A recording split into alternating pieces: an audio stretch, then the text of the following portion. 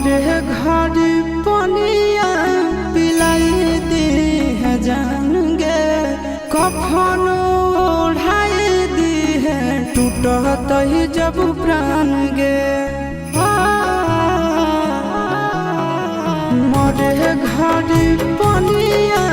पिलाई दी है जान गे कफन ओढ़ाई दी है टूटत ही जब प्राण गे हगे हमारा से तोरा जाती प्यार होता भेंट साक छात कर लगे हगे सोना